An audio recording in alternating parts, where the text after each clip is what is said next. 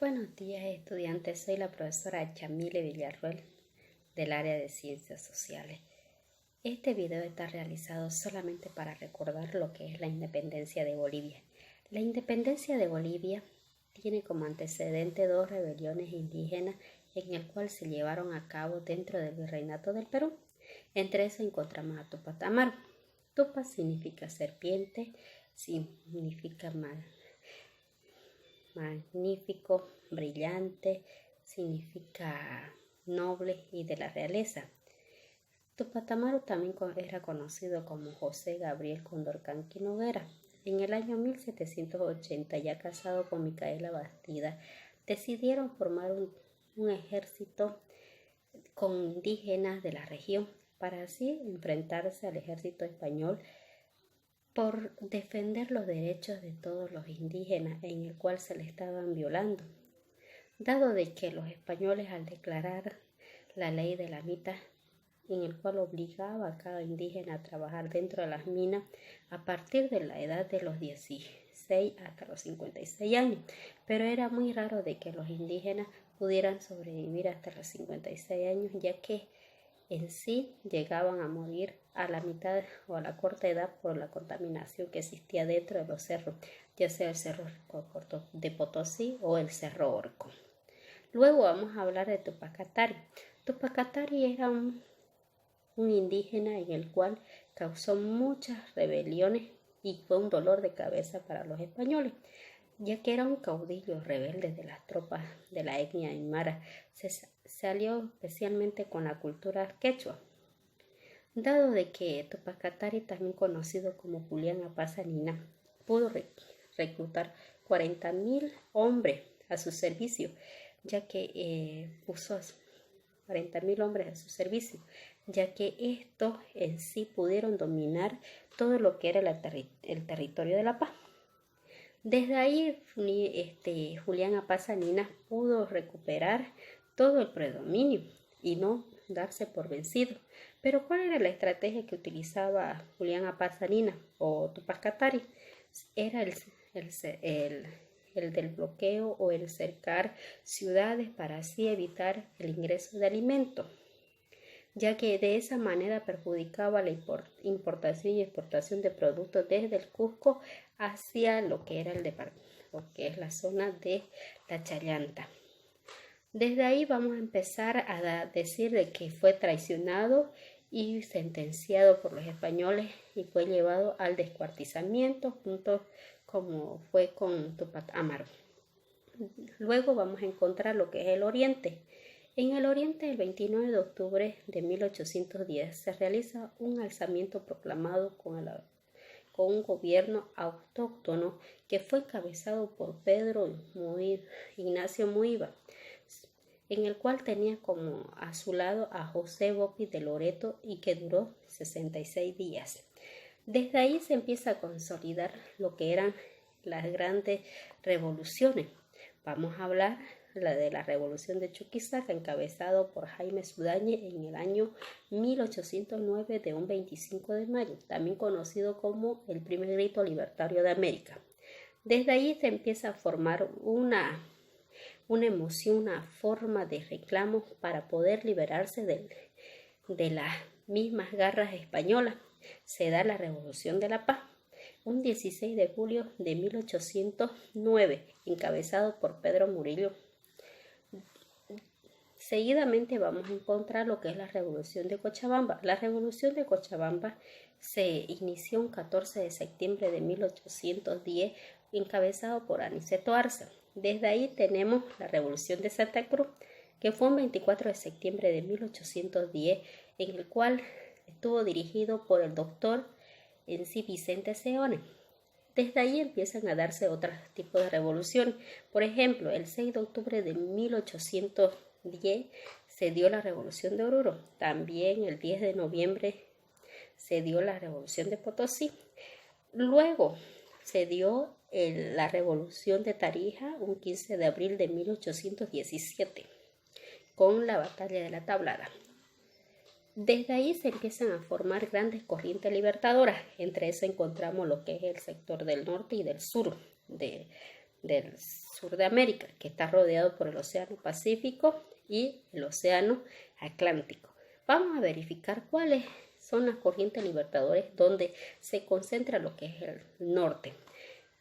Quien estaba a cargo del sector del norte era Simón Bolívar. Simón Bolívar pudo en sí ganar diferentes guerras o batallas para poder liberar a cada uno de los países, que son desde Venezuela, Colombia, Ecuador, lo que es Perú y Bolivia.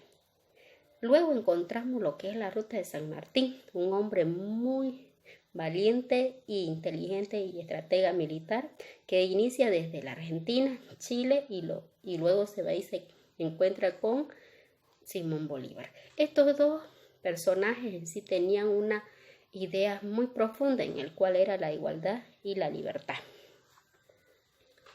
Luego vamos a encontrar a nuestro queridísimo Simón Bolívar con las corrientes libertadoras del norte.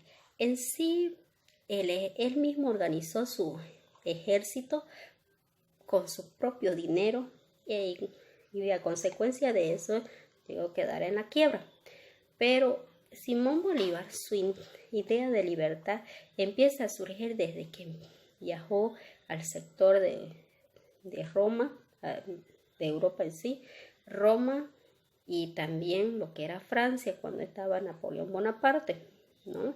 Empieza a darse esa hegemonía, esas ideas de libertad, ¿no? Daba una filosofía más de servicio y de soberanía dentro de un territorio. Desde ahí vamos a informar de que se daba a dar un encuentro entre el ejército patriota y el ejército realista. ¿Quiénes eran o pertenecían al ejército realista o patriota? Eran los gentes civiles que no tenían ninguna enseñanza militar ni hayan estado en el ejército real español, ¿no? Simón Bolívar en sí decide organizarse desde Pativilca y desde ahí empieza a hacer un continuo seguimiento y batallas continuas, pero el que más resalta es el del 6 de agosto de 1824 que se realiza a orillas del lago Junín, donde están las pampas Junín del sector de Perú. Esta batalla de Junín en sí causó gran victoria y pudo tener gran fuerza para lograr y dar hacia la independencia. Luego surge la batalla de la independencia, que son tres. Ya nombramos uno, que es la batalla de Junín, del 6 de agosto de 1824. Luego viene la batalla de Ayacucho, del 9 de diciembre de 1824. Luego surge otra batalla en la cual ya estaba consolidada la independencia, pero era para en sí poner una estabilidad tanto al ejército patriota para expulsar directamente a los españoles, que fue el 1 de abril de 1825 con la batalla de Tumutla. El nacimiento de la República se da gracias a dos personajes, que es Simón Bolívar y Antonio José de Sucre.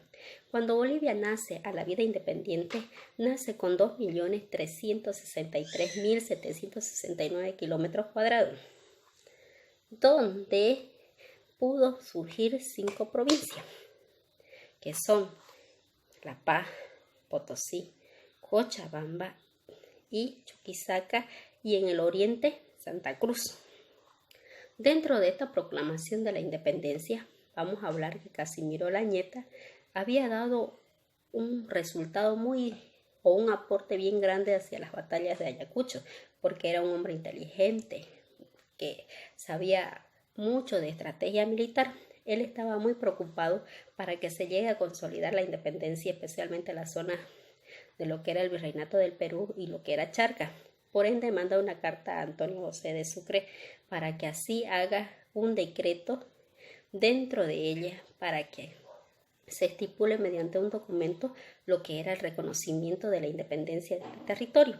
Por ende, Antonio José de Sucre decide decretar un 9 de febrero de 1825 en la ciudad de La Paz que se llame a una asamblea deliberante, en el cual dentro de esos meses Se pudo afirmar que la Asamblea había elegido al doctor José Mariano Serrano y el doctor José María Mendizábal con sus 48 representantes de las 5 provincias, que eran La Paz, Potosí, Cochabamba, Viene, Chuquisaca y Santa Cruz. Esta asamblea deliberante pudo en sí tener los siguientes puntos de acuerdo, que eran: la asamblea decretó que el nuevo estado llevaría el nombre de Simón Bolívar en honor al libertador Simón Bolívar, quien era padre protector y primer presidente vitalicio. Esa palabra vitalicio causó un poquito de molestia en algunos representantes porque consideraban que no era algo democrático. También se nombró a la nueva ciudad o la gran ciudad con el nombre de Sucre, en honor al gran mariscal Antonio José de Sucre. También se le nombró como sede capital de la nueva república. También se fijó los colores de nuestra bandera, que eran a los extremos colores verdes, rojo al centro, 5 estrellas rodeadas de olivo. Esto se decretó el 17 de agosto de 1825. Luego se completa la independencia del Alto Perú, lo que hoy es Bolivia, que se declara que el 6 de agosto se celebra el Día de la Patria o el Día de la Independencia en homenaje a la batalla de Junín. También se declara que las imágenes de nuestros libertadores estén en todas las instituciones públicas, también que las calles principales de cada ciudad lleven su nombre, como también de las principales batallas dentro de la independencia de Bolivia. Un gusto y hasta luego.